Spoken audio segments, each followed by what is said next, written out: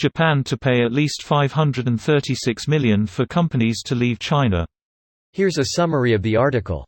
Japan's government will start paying its companies to move factories out of China and back home or to Southeast Asia, part of a new program to secure supply chains and reduce dependence on manufacturing in China.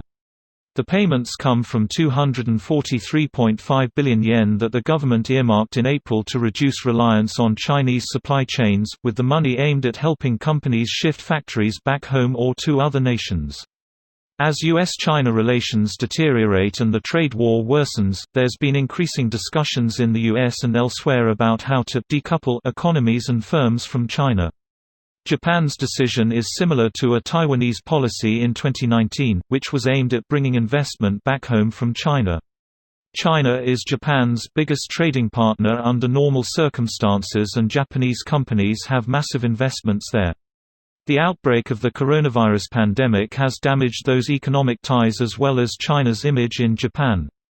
The government of Prime Minister Shinzo Abe has been trying for years to improve relations with China after anti-Japan riots in 2012, but the fallout from the pandemic and the ongoing territorial dispute over islands and gas fields in the East China Sea have undercut those efforts.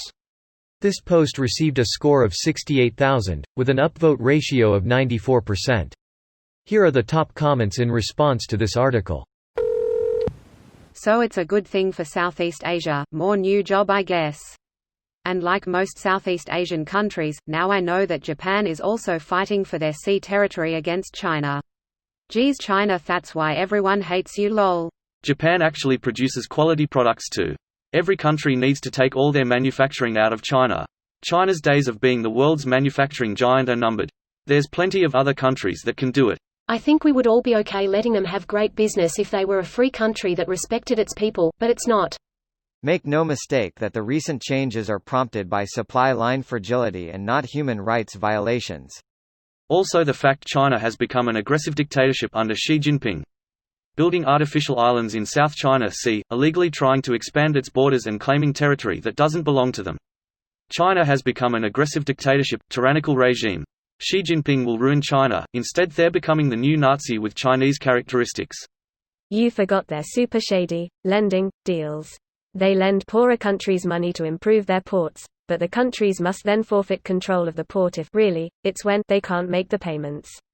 Suddenly, China gets to operate the best ports in these countries. I mean, that's straight out of US's playbook. The Confessions of an Economic Hitman is a great read which details exactly how this was done in South America, Middle East. I'm not saying China is right, 'cause the US did it. I'm just saying I don't think that part is any of the underlying issues.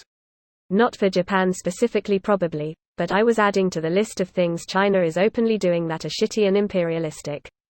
For Japan, they are realizing they may be sent too much business and productivity away. And also they know that China is being a bunch of aggressive dicks about territories that are controversial. They fight over some tiny islets and keep making new ones so they can try to expand their exclusive economic zone.